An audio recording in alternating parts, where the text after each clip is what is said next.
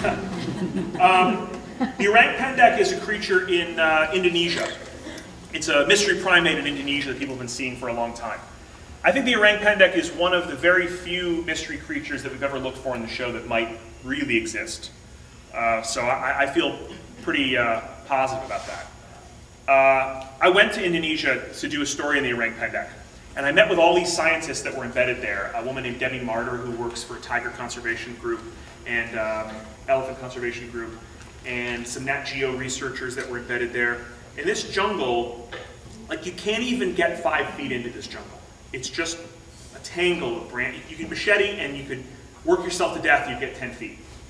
And she had been there for 10 years protecting a population of tigers in this jungle. In the 10 years, she'd seen 1 tiger.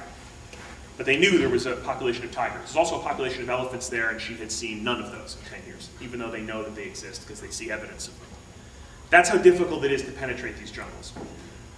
Orangutans once existed in this part of Indonesia, and they don't any longer. They've gone extinct. And I think what the orang pendek may turn out to be is a rogue population of orangs, or a speciated kind of version of orangutans that may still exist there that we haven't found. The number of gorillas in the world had to be drastically adjusted a few years ago when a population of gorillas was found, I think in the Congo. And it was like thousands of gorillas that people just didn't know were there. And then one day they spotted them. So that's one of those stories that I think may be there. I don't think it's going to be, you know, it's not Harry and the Hendersons. I don't think he's going to come like lumbering out of the woods and, you know, yeah. But I think it's possible that there may be an undiscovered primate in Indonesia, yeah. And the app I'm not sure about. I'll start working on it. Yeah?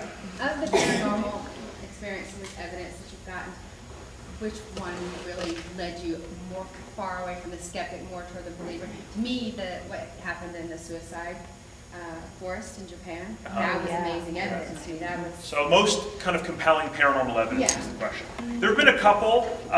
You know, I'm friends with Jason and Grant from Ghost Hunters, and Grant is always talking, and both of them, you know, often they have this kind of thing that they talk about that, you know, at some point you're going to get pushed, slapped upon. You know, Grant does it very. He has this kind of rolls it off his tongue. That at some point, you know, you're going to get pushed around by spirits.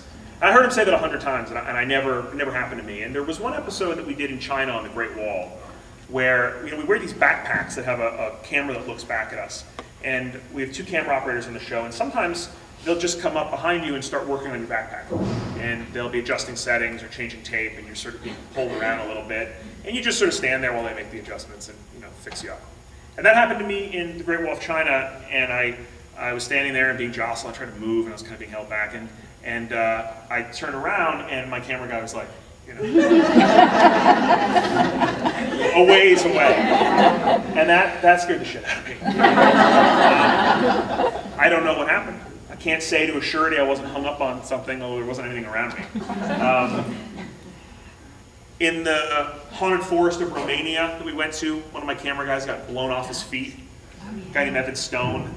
He's like, you know, no-nonsense guy, doesn't believe in ghosts. And doesn't believe in or didn't? Well, didn't believe in, yeah. So that was a very scary night, because I came running to find him, you know, a few feet from where, you know, 8 or 9 feet from where he was sitting, and just, he was a mess. And in fact, we filmed some of us talking to him, and then kind of stopped filming him, because he was just a disaster. I mean, he was just so freaked out. And this coming season, we're going to do our first ever follow-up episode. We go back to those woods, and I made Evan come back with me. So, Get back on that horse. And it's a great episode, so we get a little closer to that. Those for me were very compelling. The Suicide Woods as well, we had some very cool evidence there. That was a very scary place. There are places where you feel different.